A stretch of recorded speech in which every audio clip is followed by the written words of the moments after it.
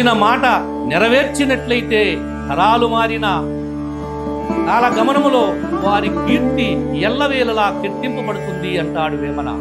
గువ్వ కొరకు మేనుగోసిచ్చే శిబిరాజు వార్త విడువరాక కీర్తికెక్కే ఓగు నెంచబోరు ఉపకారి నెంతురో విశ్వదాభిరామ వినురవేమా.